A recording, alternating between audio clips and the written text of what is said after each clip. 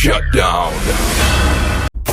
New Music Friday on The Big Show.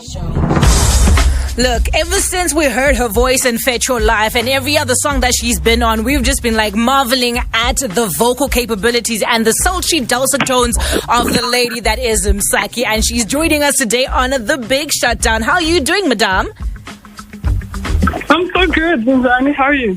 Oh, you know it. We're just excited. Mina, just knowing what you're back, you know, you've got to be back in studio and you've got a project coming out. I'm super, super excited. But before we get there, I actually want to find out, how did you get onto the music scene? Because I know it's not just, you don't do the Yanos only, but you know, you like your folky music as well.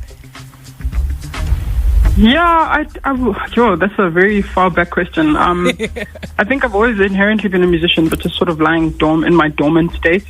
And I started pursuing music in 2013, just playing guitar and playing some shows and selling my EP out of the boot of the car, you know, and things just picked up from there. Like the collaborations in the more mainstream space happened because people saw me play my guitar and sing at shows in small theaters.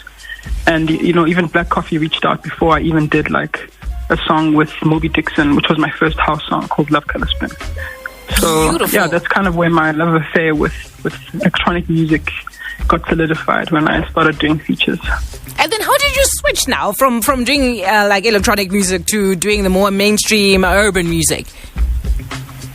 I don't really see a distinction in all of those categories. Like, it just takes 2-3 chords to move me. As long as I can say what I need to say, it's just a sonic casing. Like, it's, you know, theoretically it's all made of the same elements. It doesn't really, you know, make a difference to me. I like this. So I don't even see it as a switch.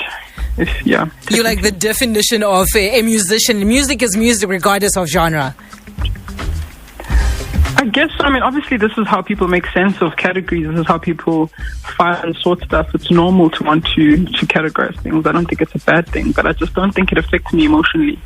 I'm still able to bring my heart to a piano track, and I can still bring my heart to my guitar as a singer-songwriter, and I can still, you know, even to like an electronic EDM tech banger, if I still have something to say that's from my heart, it doesn't really matter what else is going on in the background. Wonderful. So now you have your project coming out. You got a double CD with 36 songs. That's a lot of songs to have coming out. What was the rationale behind instead of just bringing just one album, but to have two? Because I've got I think I've gathered people that care about what I do in different spaces, and sometimes they're the same people, like the same people that will listen to a candlelight version of Fetch Your Life, which is just like an acoustic jazz or singer-songwriter version, are the same people that will dance to it, you know, at Gonka the next night.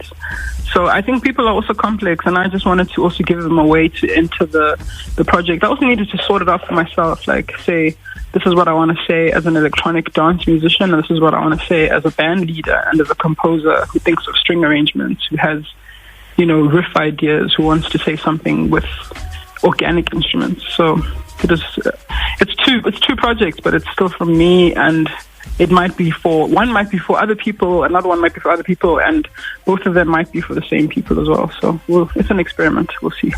Beautiful. Now you have your latest single, which came out today, actually, called Mtaka Baba with Focalistic and Kabza. Can you tell us a little bit about it?